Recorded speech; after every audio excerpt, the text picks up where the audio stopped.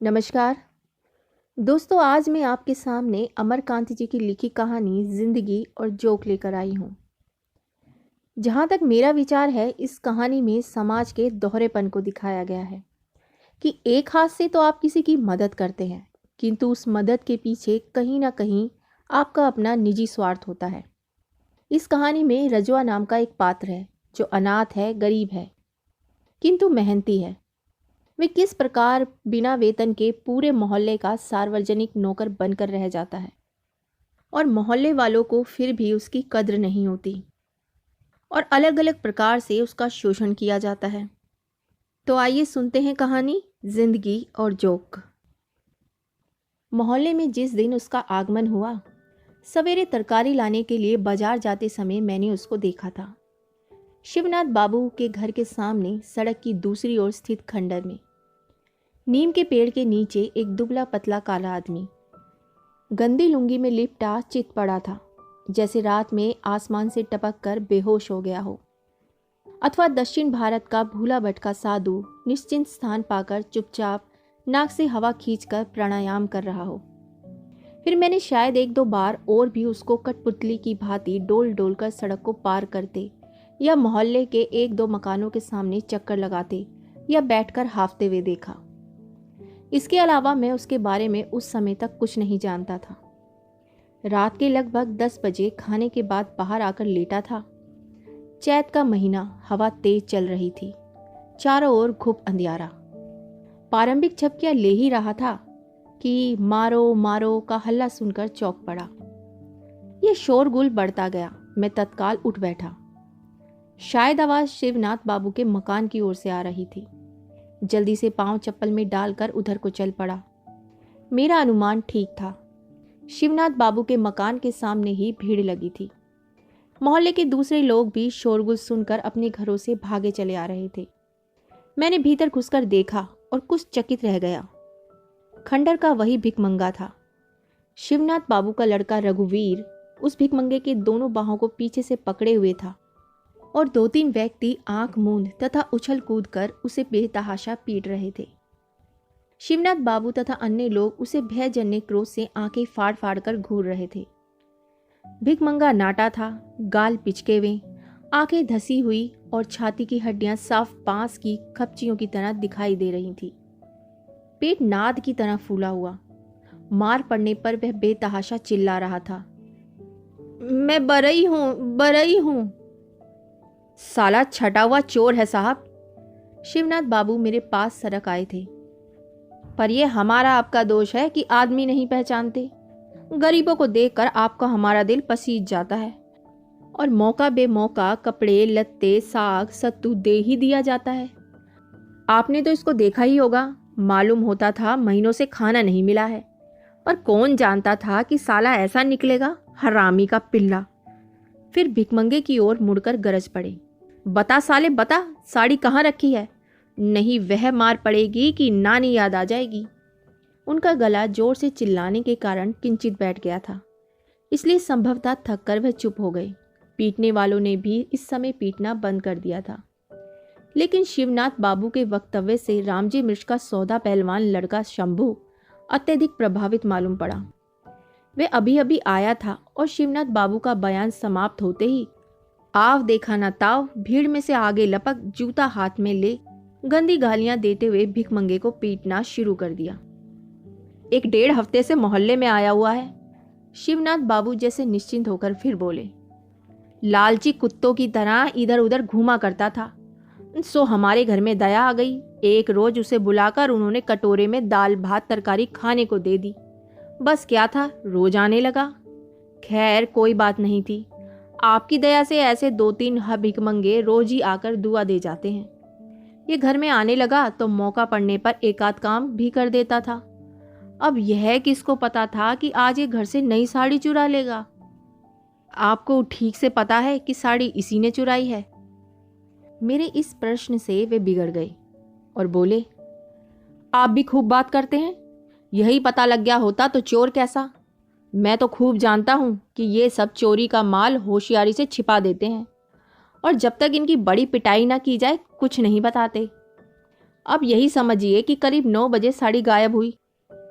जमुना का कहना है कि उसी समय उसने इसको किसी सामान के साथ घर से निकलते हुए देखा। फिर मैं यह पूछता हूँ कि आज 10 वर्ष से मेरे घर का दरवाज़ा इसी तरह खुला रहता है, लेकिन कभी चोरी नहीं हुई। आज ही कौन सी नई बात हो गई कि वह आया नहीं और मोहल्ले में चोरी बदमाशी शुरू हो गई। अरे मैं इन सालों को खूब जानता हूँ। वह भिकमंगा अब भी तेज मार पड़ने पर चिल्ला उठता। मैं बरई हूँ, मैं बरई हूँ, बरई हूँ। स्पष्ट था कि इतने लोगों को देखकर वह काफी भयभीत हो गया था और अपने समर्थन में कुछ ना पाकर बेतहाशा अपनी जाति का नाम ले रहा था। जैसे हर जाति के लोग चोर हो सकते हैं, लेकिन बरई कतई नहीं हो सकते। नए लोग अब भी आ रहे थे। वे क्रोध और उत्तेजना में आकर उसे पीटते और फिर भीड़ में मिल जाते। और जब लगातार मार पड़ने पर भी उसने कुछ नहीं बताया तो लोग खामखा थक गए। कुछ लोग वहां से सरकने भी लगे। किसी ने उसे पेड़ में बांधने और किसी ने पुलिस के सुपुर्द करने की सलाह दी। मैं भी कुछ ऐसी ही सलाह देकर खिसकना चाहता था कि शिवनाथ बाबू का मजरा लड़का योगेंद्र दौड़ता हुआ आया और अपने पिताजी को अलग ले जाते हुए फुसफुस कुछ बातें की। कुछ देर बाद शिवनाथ बाबू जब वापस आए तो उनके चेहरे पर हवाइयां सी उड़ रही थी। एक दो क्षण इधर उधर तथा मेरी ओर देखने के बाद वह बोले, अच्छा इस बार छोड़ देते हैं, साला काफी पा चुका है, आइंदा ऐसा करते चेतेगा। लोग शिवनाथ बाबू को बुरा भला कहकर रास्ता नापने लगे। मैंने उनकी ओर मुस्कुराकर देखा तो मेरे पास आकर झेपते हुए बोले, इस बार तो साड़ी घर में ही मिल गई है, पर कोई बात नहीं। चोर वोर तो रात भर मार खाते हैं और कुछ भी नहीं बताते, फिर बाईं आंख को खूबी से दबाते हुए दांत खोलकर हंस पड़े। चलिए साहब, नीच और नींबू को दबाने से ही रस निकलता है। कभी कभी मुझे आश्चर्य होता है कि उस दिन की पिटाई के बाद भी खंडर का वह भिकमंगा मोहल्ले में टिके रहने की हिम्मत कैसे कर सका।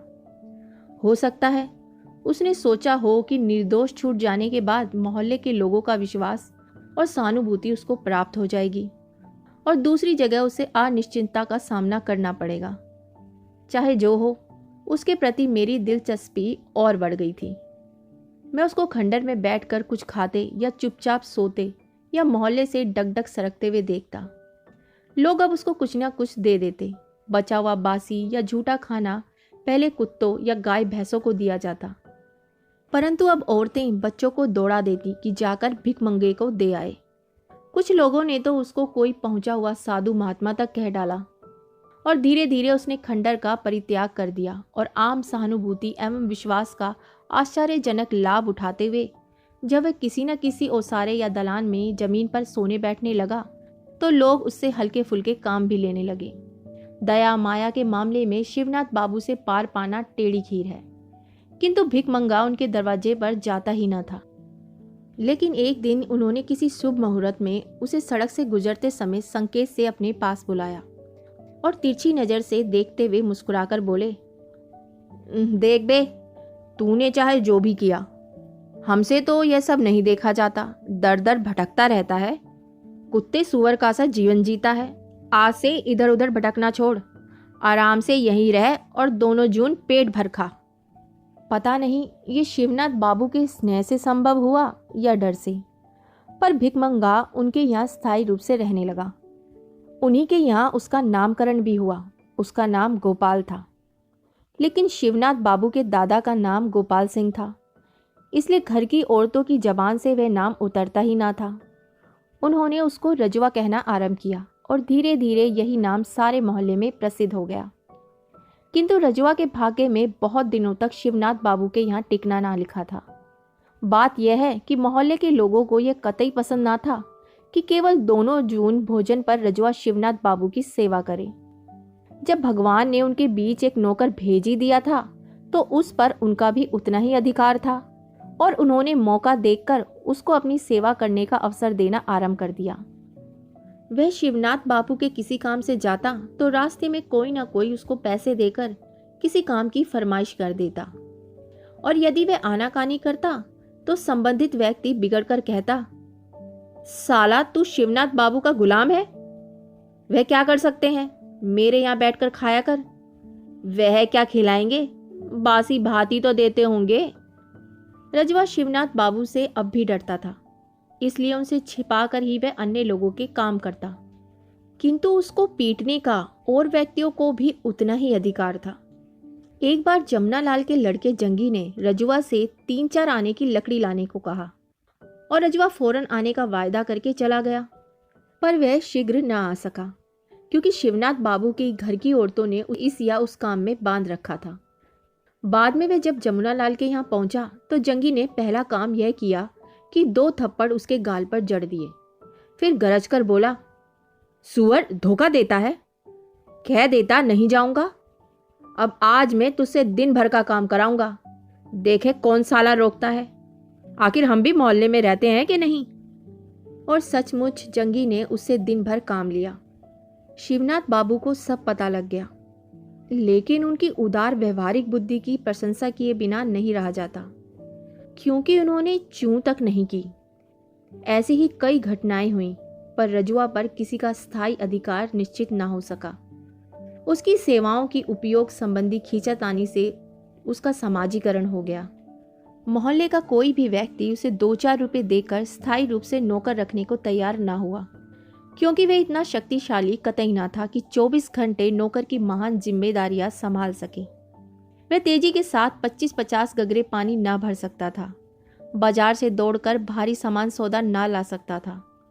अतएव लोग उससे छोटा मोटा काम ले लेते और इच्छा अनुसार उसे कुछ ना कुछ दे देते। अब वह शिवनाथ बाबू के यहाँ टिकता और न जमुना लाल के यहाँ, क्योंकि उसको कोई टिकने ही ना देता। इसको रजुआ ने भी समझ लिया और मोहल्ले के लोगों ने भी। वह अब किसी व्यक्ति विशेष का नहीं बल्कि सारे मोहल्ले का नौकर हो गया। रजुआ के लिए छोटे मोटे कामों की कमी ना थी। किसी के यहाँ खा पीकर वह बाहर की चौकी या जमीन पर सो रहता और सवेरे उठता तो मोहल्ले के लोग उसका मुंह जोते। नौकर चाकर किसी के यहाँ बहुत दिनों तक टिकते नहीं थे और वे भाग भाग कर रिक्शा चलाने लगते या किसी मिल या कारखाने में काम करने लगते। 2-4 व्यक्तियों के यहाँ ही नौकर थे। अन्य घरों में कहार पानी भर देता, लेकिन वह गगरों के हिसाब से पानी देता और यदि एक गगरा भी अधिक दे देता तो उसका मेहनताना पाई पाई वसूल कर लेता। इस स्थिति में रजुआ का आगमन जैसे भगवान का वरदान था।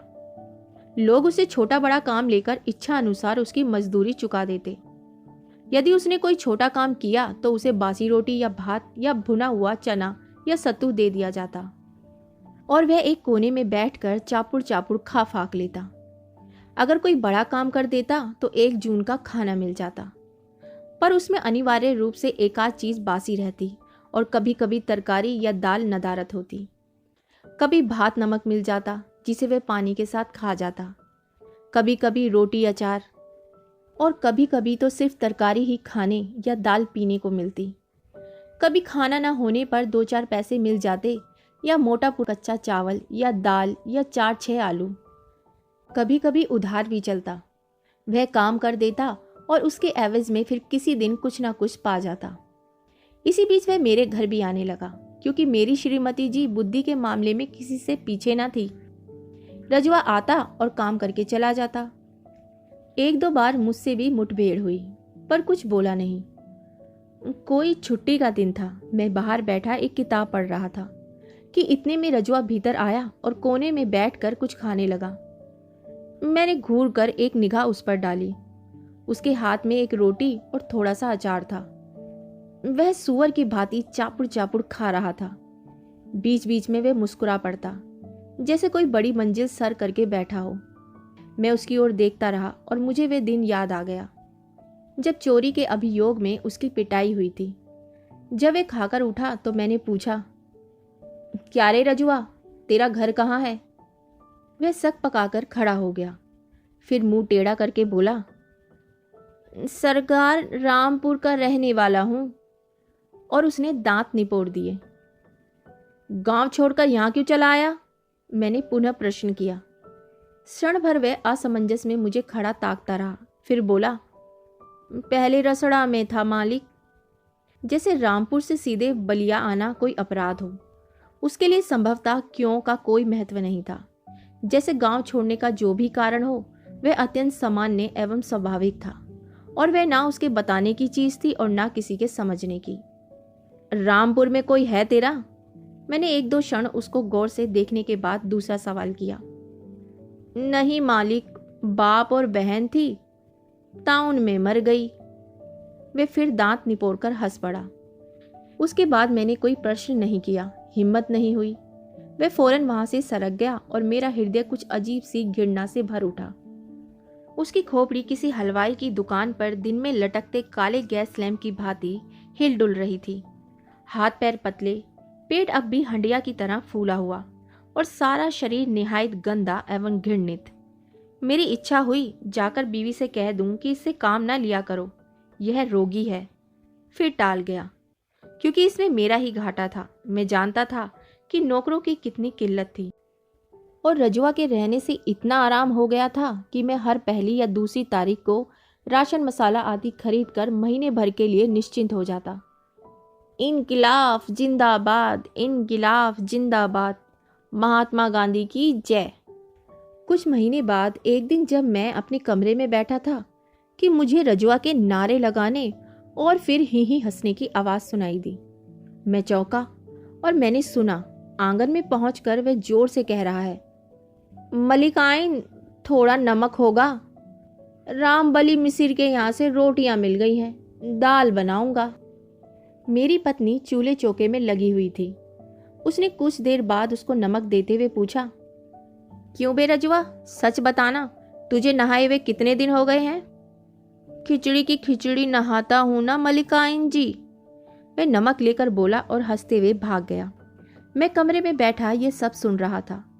संभवतः उसको मेरी उपस्थिति का ज्ञान न था, अन्यथा वह ऐसी बातें ना करता।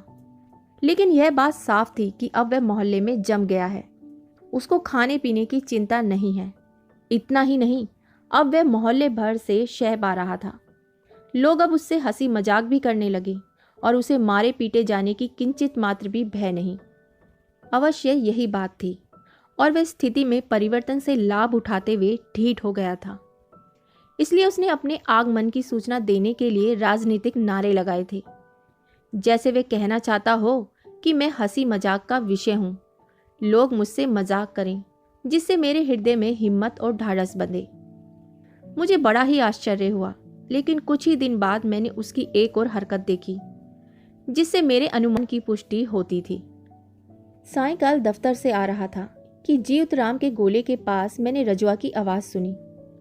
पतिया की स्त्री बर्तन मांज रही थी और उसके पास खड़ा रजुआ टेढ़ा मुंह करके बोल रहा था, सलाम हो भौजी, समाचार है ना? अंत में बेमतलब ही हंसने लगा। पतिया की बहू ने थोड़ी मुस्की काटते हुए सुनाया, दूर हो पापी, समाचार पूछने का तेरा ही मुंह है, चला जा, नहीं तो झूठ की काली हांडी चलाकर वह मारूंगी कि सारी लफंग गई। यहाँ उसने एक गंदे मुहावरे का इस्तेमाल किया, लेकिन मालूम पड़ता है कि रजुआ इतने ही से खुश हो गया, क्योंकि वह मुंह फैलाकर हंस पड़ा और फिर तुरंत उसने 2-3 बार सिर को ऊपर झटका देते हुए ऐसी किलकारियां लगाई जैसे घास चरता हुआ गधा अचानक सिर उठाकर ढीचू ढीचू कर उठता है। फिर तो ये उसकी आदत हो गई। सारे मोहल्ले की छोटी जातियों की औरतों से उसने भौजाई का संबंध जोड़ लिया था। उनको देखकर वह कुछ हल्की फुल्की छेड़खानी कर देता और तब वह गधे की भांति ढीचू ढीचू कर उठता। कुएं पर पहुंचकर वह किसी औरत को कनखी से निहारता और अंत में पूछ बैठता, यह कौन है? अच्छा, बड़की भौजी हैं। सलाम भौजी, सीताराम सीताराम, राम राम जपना, पराया माल अपना। इतना कहकर वे दुष्टतापूर्वक हंस पड़ता। वे किसी काम से जा रहा होता, पर रास्ते में किसी औरत को बर्तन मांजते या अपने दरवाजे पर बैठे हुए या कोई काम करते हुए देख लेता तो 1-2 मिनट के लिए वहां पहुंच जाता। बेहया की तरह हंसकर कुशल क्षेम पूछता और अंत में झिड़की गाली सुनकर किलकारियां मारता हुआ वापस चला जाता।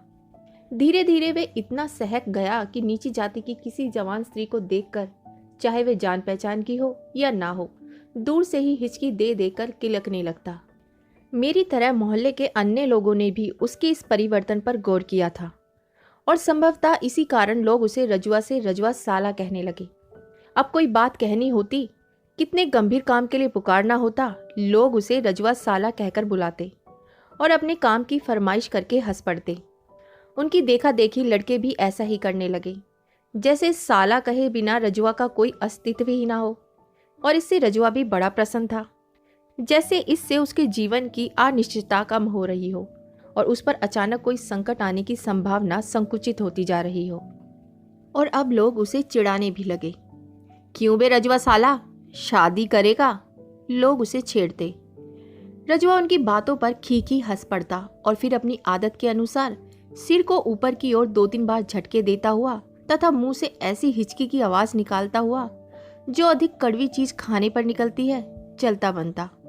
वह समझ गया था कि लोग उसे देखकर खुश होते हैं और अब वह सड़क पर चलते, गली से गुजरते, घर में घुसते, काम की फरमाइश लेकर घर से निकलते और कुएं पर पानी भरते समय जोरों से चिल्लाकर उस समय के प्रचलित राजनीतिक नारे लगाता या कबीर की कोई गलत सलत बानी बोलता या किसी सुनी हुई कविता या दोहे की 1-2 पंक्तियां गाता। ऐसा करते समय वे किसी की ओर देखता नहीं, बल्कि टेढ़ा मुंह करके जमीन की ओर देखता, मुंह फैलाकर हंसे जाता, जैसे वे दिमाग की आंखों से देख रहा हो कि उसकी हरकतों को बहुत से लोग देखकर सुनकर प्रसन्न हो रहे हैं। सायकाल दफ्तर से आने और नाश्ता पानी करने के बाद मैं हवा खोरी करने निकल जाता हूँ। रेलवे लाइन पकड़कर बांसडीह की ओर जाना मुझे बहुत अच्छा लगता है। सरयू पार करके गंगा जी के किनारे घूमना टहलना कम आनंददायी नहीं है, लेकिन उसमें सबसे बड़ी कठिनाई यह है कि बरसात में दोनों नदियां बढ़कर समुद्र का रूप ले लेती हैं और जाड़े में इतने दलदल मिलते हैं कि जाने की हिम्मत नहीं होती। लेकिन कभी कभी ऐसा भी होता है कि मुझे देर हो जाती है या अधिक चलने फिरने की कोई इच्छा नहीं होती और स्टेशन के प्लेटफॉर्म का चक्कर लगाकर वापस लौट आता हूँ। 15-20 दिन के बाद एक दिन सायकाल स्टेशन के प्लेटफॉर्म पर टहलने लगा। स्टेशन के फाटक से प्लेटफॉर्म पर आने के बाद मैं बाईं तरफ GRP की चौकी की ओर बढ़ा चला, किंतु कुछ कदम ही चला था कि मेरा ध्यान रजुआ की ओर गया, जो मुझसे कुछ दूर आगे था। वह भी उधर ही जा रहा था। मुझे कुछ आश्चर्य नहीं हुआ, क्योंकि शहर के काफ़ी लोग दिशामान के लिए कठर नाला जाते थे, जो स्टेशन के पास ही बहता है। मैं धीरे धीरे चलने लगा, पर रजुआ कठर नाले नहीं गया, बल्कि GRP की चौकी के पास कुछ ठिठक कर खड़ा हो गया। अब मुझे कुछ आश्चर्य हुआ, क्या वह किसी मामले में पुलिस वालों के चक्कर में आ गया है? मेरी समझ में कुछ ना आया और फिर उत्सुकतावश में तेज चलने लगा। आगे बढ़ने पर स्थिति कुछ कुछ समझ में आने लगी। चौकी के सामने एक बेंच पर बैठे पुलिस के 2-3 सिपाही कोई हंसी मजाक कर रहे थे और उनसे थोड़ी ही दूरी पर नीचे एक नंगी औरत बैठी हुई थी। वह औरत और कोई नहीं, एक पगली थी, जो कई दिनों से शहर का चक्कर काट रही थी। उसको मैंने कई बार चौकी में तथा एक बार सरयू के किनारे देखा था। उसकी उम्र लगभग 30 वर्ष होगी और वह बदसूरत, काली तथा निहायत गंदी थी। वह जहाँ जाती कुछ लफंगे हा हू करते और उसके पीछे हो जाते। वे उसको चिढ़ाते, उस पर पत्थर फेंकते और जब वे तंग आकर चीखती चिल्लाती भागती तो लड़के उसके पीछे दौड़ते।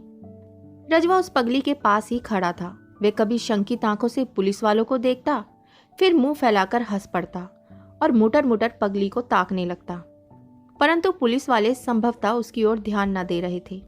मुझे बड़ी शर्म मालूम हुई, किंतु मैं इतना समीप पहुंच गया था कि अचानक घूमकर लौटना संभव न हो सका।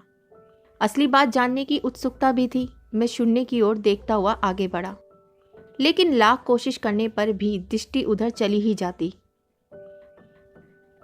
रजवा शायद पुलिस वालों की लापरवाही का फायदा उठाते हुए आगे बढ़ गया था और सिर नीचे झुकाकर अत्यंत ही प्रसन्न होकर हंसते हुए पुचकारती आवाज में पूछ रहा था, क्या है पागल राम, भात खाओगी? इतने में पुलिस वालों में से एक ने कड़क कर प्रश्न किया, कौन है बे साला, चलता बन, नहीं तो मारते मारते भूसा बना दूंगा। रजवा वहां से थोड़ा हट गया और हंसते हुए बोला, मालिक मैं रजवा हूं।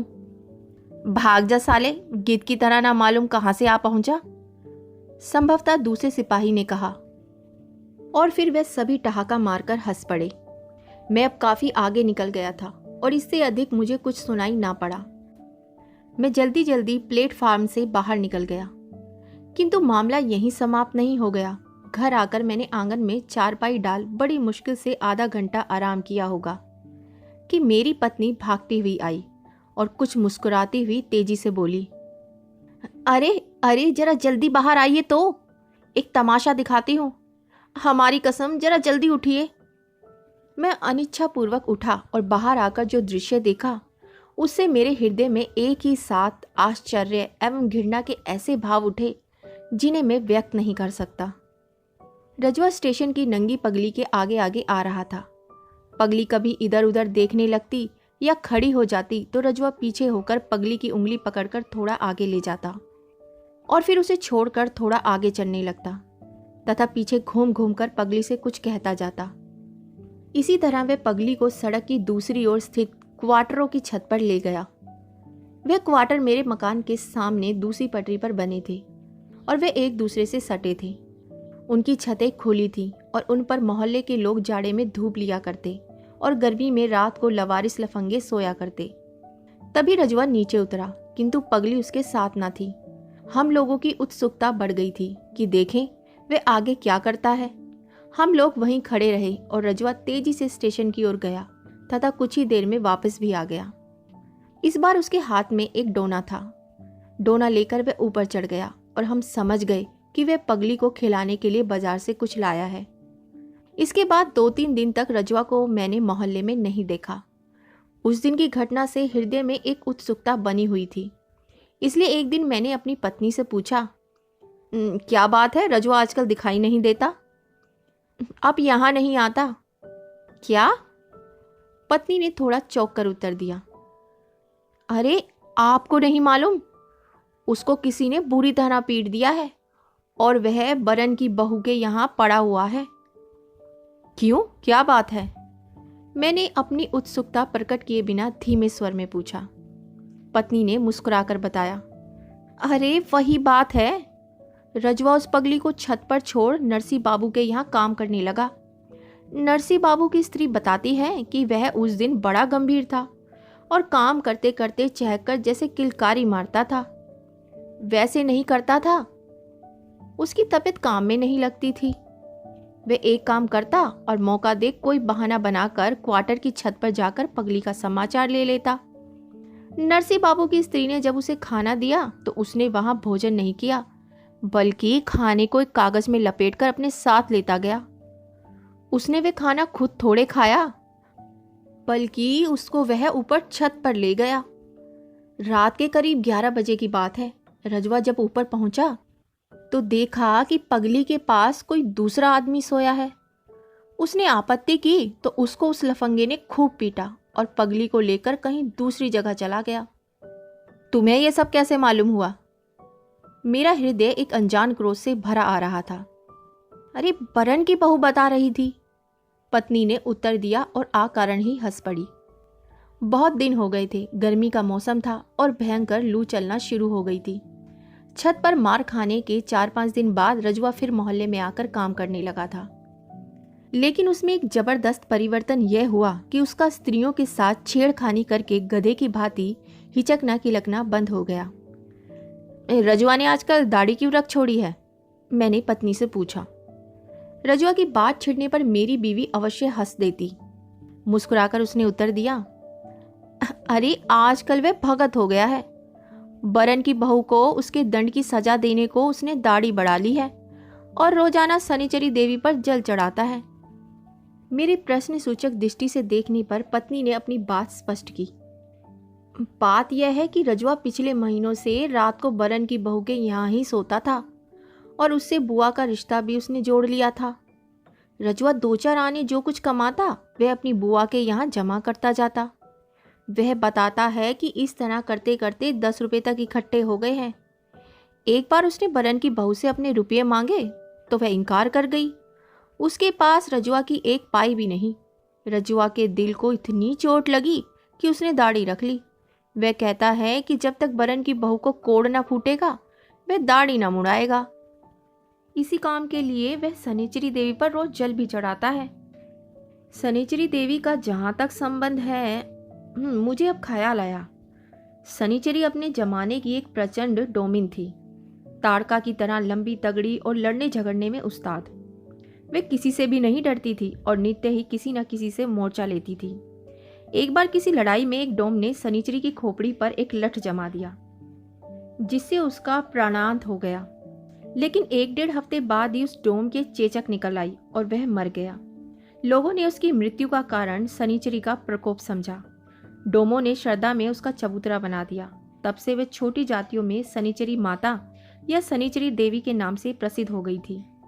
मैं कुछ नहीं बोला, लेकिन पत्नी ने संभवतः कुछ उदास स्वर में कहा, उसको आजकल थोड़ा बुखार रहता है। उसका विश्वास है कि बरन की बहू ने उस पर जादू टोना कर दिया है। वह कहता है कि शनिचरी बहुत चलती देवी है। अरे 1 महीने में ही बरन की बहू कोढ़ से फूट फूट कर मरेगी। पता नहीं उसका ज्वर टूटा है कि नहीं। मैंने जानने की कोशिश भी नहीं की। बीमार तो वह सदा ही का था। सोचा शायद उतर गया हो, क्योंकि काम तो वह उसी तरह कर रहा था। हाँ, बीच में उसके चेहरे पर जो चुस्ती और खुशी की चमक उठती, वह तिरोहित हो गई थी। वह न उतना चहकता था, न उतना बोलता था। अपेक्षाकृत वह अधिक गंभीर और सुस्त हो गया।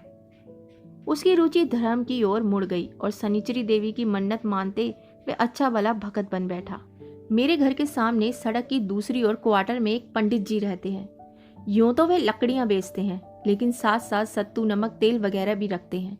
फल स्वरूप उनके यहाँ इक्के, तांगे वालों और गाड़ी वालों की भीड़ लगी रहती है, जो पंडित जी के यहाँ से सत्तू लेकर अपनी भूख मिटाते हैं और उनकी दुकान के छायादार नीम के नीचे 5-10 मिनट विश्राम करते हुए ठट्टा मजाक भी करते हैं। रात को वहीं उनकी मजलिस लगती है। उस रात गर्मी इतनी थी कि आंगन में दम घुटा जा रहा था। मैं खाने के पश्चात चारपाई को घसीटते हुए लगभग सड़क के किनारे ले गया। उमस तो यहाँ भी थी, पर अपेक्षाकृत शांति मिली। मुझे लेटे हुए अभी 2-4 मिनट ही बीते होंगे कि पंडित जी की दुकान से आती हुई आवाज सुनाई पड़ी। तो का हो रज्जू भगत, गोसाई जी का कह गए हैं? महावीर जी समुंदर में कूदते हैं तो ताड़का महारानी का कहती हैं?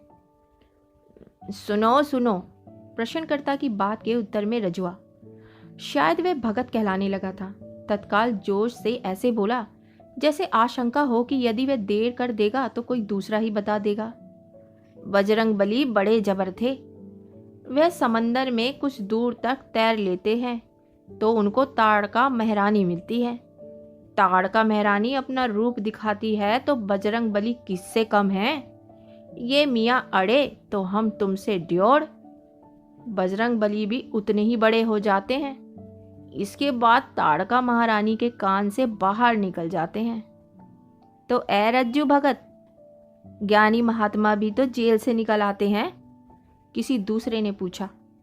रजुआ ने और जोर से बताया, सुनो सुनो, ज्ञानी महात्मा को सरकार जब जेल में डाल देती है तो एक दिन क्या होता है कि सभी सिपाही प्यादा के होते हुए भी ज्ञानी महात्मा जेल से निकल आते हैं और सबकी आंखों पर पट्टी बंधी रह जाती है।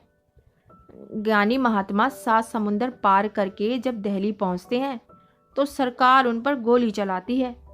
गोली ज्ञानी महात्मा की छाती पर लगकर 100 टुकड़े हो जाती है और ज्ञानी महात्मा आसमान में उड़कर गायब हो जाते हैं। इसके पूर्व महात्मा गांधी की मृत्यु का ऐसा दिलचस्प किस्सा मैंने कभी नहीं सुना था। यद्यपि गांधी की हत्या हुए 4 वर्ष गुजर गए थे। उसकी दाढ़ी जैसे जैसे बढ़ती गई, रजुआ के धर्म प्रेम का समाचार भी फैलता गया। निचले तबके के लोगों में अब वह रज्जू भगत के नाम से पुकारा जाने लगा। बड़े लोगों में भी कोई कोई हंसी मजाक में उसको इस नाम से संबोधित करता, लेकिन उनके कहने पर वह शर्माकर हंसते हुए चला जाता। पर छोटी जातियों के समाज में वे कुछ न कुछ ऐसी कह गुजरता जो सबसे अलग होती। अक्सर उनकी मजलिसें रात को पंडित जी की दुकान के आगे जमती और रजुआ उनसे राम सीता जी की चर्चा करता, भूत प्रेत बरमडी के महत्व पर प्रकाश डालता और झाड़ फूक मंत्र जप की महत्वता समझाता। वे नाना प्रकार की शंकाएं प्रकट करते और रजुआ उनका समाधान करता। लेकिन इतनी धार्मिक चर्चाएं करने, शनिचरी देवी पर जल चढ़ाने और दाढ़ी रखने के बावजूद उसकी मनोकामना पूरी न हुई। शाम को दफ्तर से लौटा ही था कि बीवी ने चिंता आतुर स्वर में सूचना दी, अरे जानते नहीं, रजुआ को हैजा हो गया है। उन दिनों गर्मी अपनी चरम सीमा पर थी और गड्ढे तथा बम पुलिस की गली में, जो शहर के अत्यधिक गंदे स्थान थे, हेजे की कई घटनाएं हो गई थी। मुझे आश्चर्य नहीं हुआ, क्योंकि रजुआ को हेजा ना होता तो और किसको होता। जिंदा है या मर गया? मैंने उदासीन स्वर में पूछा। मेरी पत्नी ने अफसोस प्रकट करते हुए कहा, क्या बताएं, मेरा दिल छटपटाकर रह गया। वहीं खंडर में पड़ा हुआ है, क्या दस्त से पस्त हो गया है। लोग बताते हैं कि आधे घंटे के अंदर मर जाएगा। कोई दवा दारू नहीं हुई। उसका सगा बैठा है जो दवा दारू करता। शिवनाथ बाबू के यहाँ काम कर रहा था, पर जहाँ उसके एक कह हुई कि उन लोगों ने उसको अपने यहाँ से खदेड़ दिया। फिर वे राम जी मिश्र के ओसारे में जाकर बैठ गया, लेकिन जब उन लोगों को पता लगा तो उन्होंने भी उसको भगा दिया। उसके बाद वे किसी के यहाँ नहीं गया, खंडर में पेड़ के नीचे पड़ गया। मैंने जैसे व्यंग्य किया, तुमने अपने यहाँ क्यों नहीं बुला लिया? पत्नी को यह आशा नहीं थी कि मैं ऐसा प्रश्न करूंगा, इसलिए स्थगित होकर मुझे देखने लगी। अंत में बिगड़कर बोली, मैं उसे यहाँ बुलाती? कैसी बात करते हैं आप? मेरे भी बाल बच्चे हैं, भगवान ना करे उनको कुछ हो गया तो। मैं हंस पड़ा, फिर उठ खड़ा हुआ। जरा देख आऊं, दरवाजे की ओर बढ़ता हुआ बोला। आपके पैरों पड़ती हूं, उसको छूइएगा नहीं और झटपट चले आइएगा। पत्नी गिड़गिड़ाने लगी। जब मैं खंडर में पहुंचा तो 2-3 व्यक्ति सड़क के किनारे खड़े होकर रजवा को निहार रहे थे। वे मोहल्ले के नहीं बल्कि रास्ते चलते मुसाफिर थे, जो रजवा की दशा देखकर अक्रमण्य दया एवं उत्सुकता से वहां खड़े हो गए। रजवा, मैंने निकट पहुंचकर पूछा, लेकिन उसको किसी बात की सुध-बुध ना थी। वह पेड़ के नीचे गंदे अंगोछे पर पड़ा हुआ था और उसका सारा शरीर कै दस्त से लथपथ था। उसकी छाती की हड्डियां और उभर आई थी, पेट तथा आंखें धंस गई थी और गालों में गड्ढे बन गए थे। उसकी आंखों के नीचे भी गहरे काले गड्ढे दिखाई दे रहे थे और उसका मुंह कुछ खुला हुआ था। पहले देखने से ऐसा मालूम होता था कि वह मर गया है, लेकिन उसकी सांस धीमे धीमे चल रही थी। मैं कुछ निश्चय कर ही नहीं पाया था, क्या किया जाए कि मालूम नहीं कहाँ से शिवनाथ बाबू मेरी बगल में आकर खड़े हो गए और धीरे से उन्होंने अपनी सहमति भी प्रकट की। ही कांट सर्वाइव, यह बच नहीं सकता। मैंने तेज दृष्टि से उनको देखा। शिवनाथ बाबू पर तो मुझे गुस्सा आ ही रहा था, लेकिन अपने ऊपर भी कम झुंझलाहट नहीं थी। कभी जी होता था कि जाकर घर बैठ रहूं, जब और लोगों को मतलब नहीं तो मुझे ही क्या पड़ी है।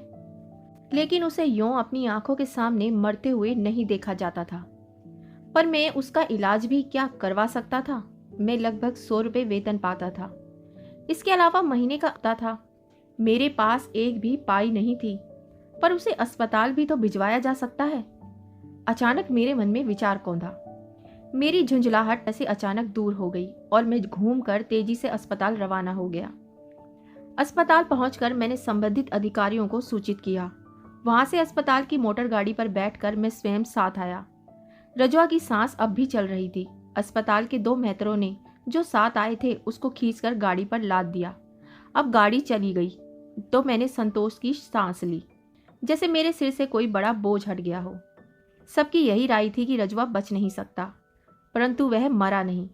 यदि अस्पताल पहुंचने में थोड़ा भी विलंब हो गया होता तो बेशक काल के गाल से उसकी रक्षा ना हो पाती। अस्पताल में वह 4-5 दिन रहा, फिर वहां से बर्खास्त कर दिया गया।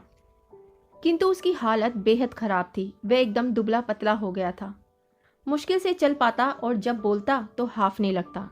ना मालूम क्यों वह अस्पताल से सीधे मेरे घर ही आया। यद्यपि मेरी पत्नी को उसका आना बहुत बुरा लगा, लेकिन मैंने उससे कह दिया कि 2-4 दिन उसे पड़ा रहने दे, फिर वह अपने आप ही इधर उधर जाने आने लगेगा तथा काम करने लगेगा। वह 4-5 दिन रहा, कुछ ना कुछ पा ही जाता। वह कोई ना कोई काम करने की कोशिश करता, पर उससे होता नहीं। किसी को घर में बैठकर मुफ्त खिलाना मेरी श्रीमती जी को बहुत बुरा लगता था, परंतु सबसे बड़ा भय उनको यह था कि उसके रहने से घर में किसी को हैजा ना हो जाए। और एक दिन घर आने पर रजवा नहीं दिखाई पड़ा। पूछने पर बीवी ने बताया कि वह अपनी तबीयत से पता नहीं कब कहीं चला गया।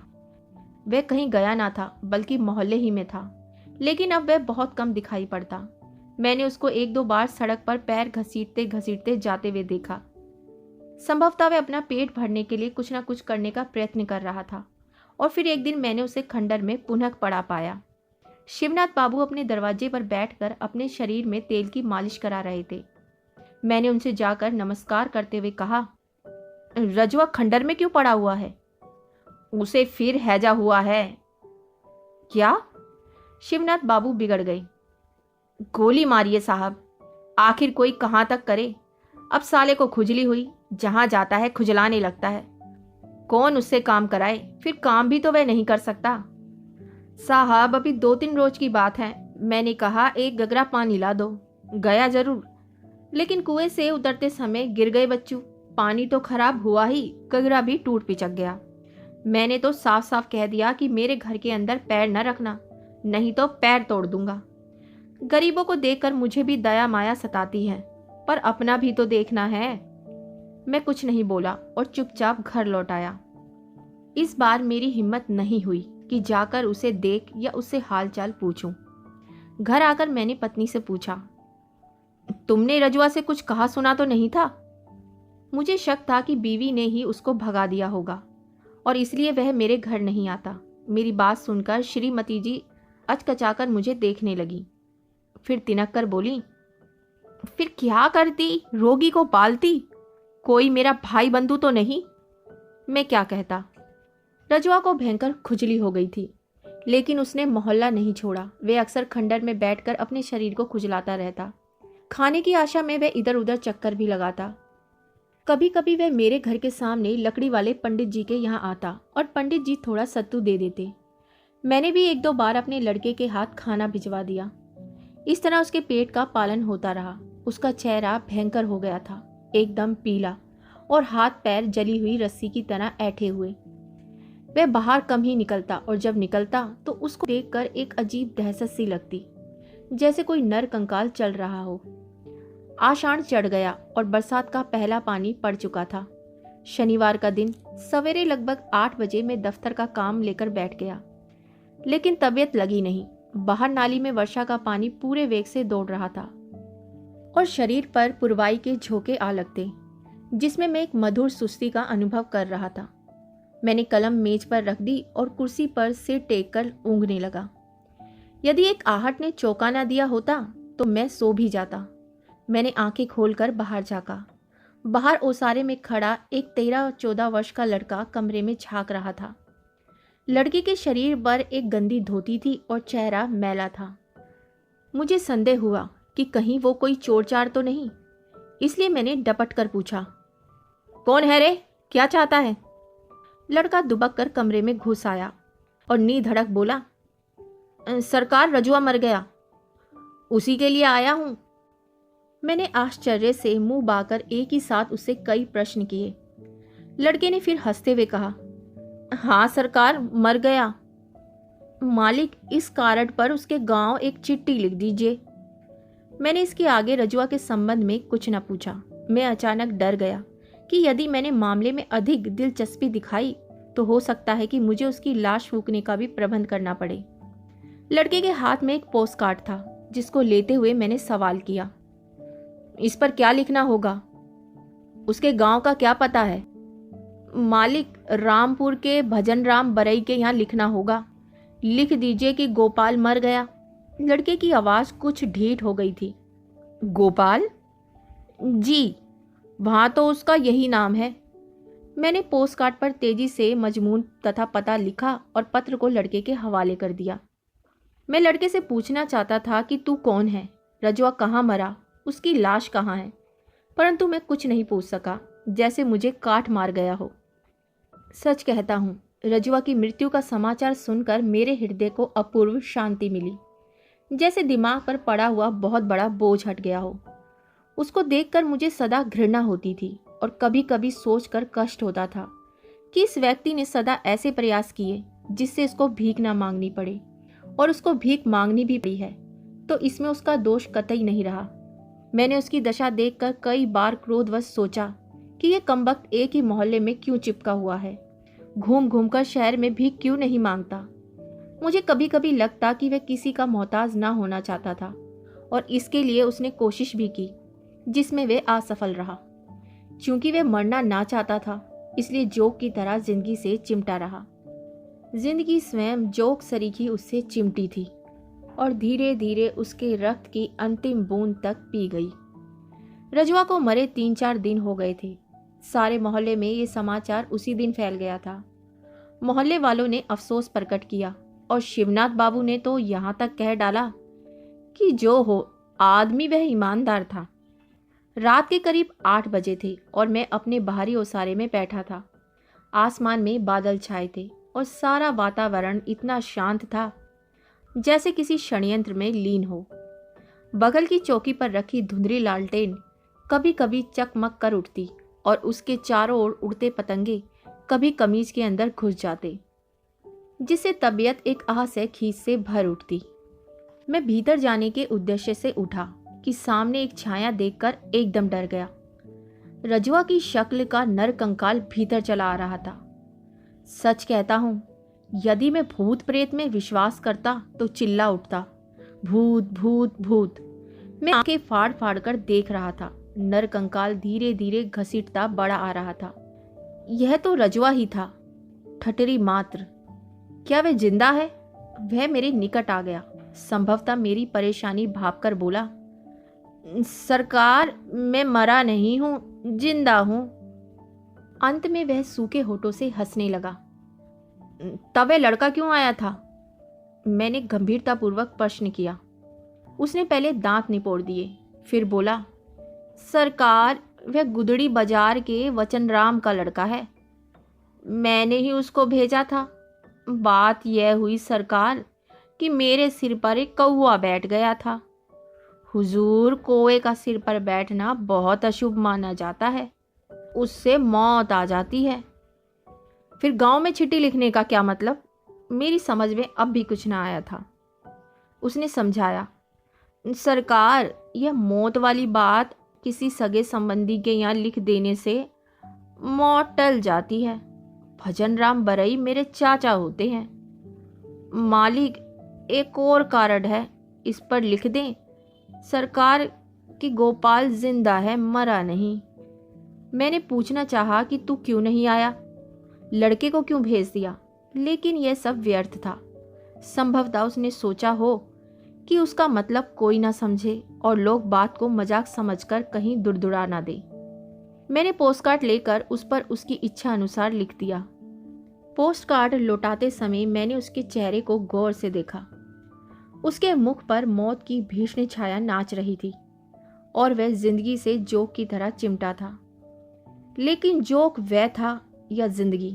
वह जिंदगी का खून चूस रहा था या जिंदगी उसका? मैं तय ना कर पाया। तो आप सुन रहे थे अमरकांत जी की लिखी कहानी जिंदगी और जोक। इसी के साथ आपसे विदा लेती हूँ और बहुत जल्द मिलती हूँ नई कहानी के साथ। तब तक के लिए अलविदा।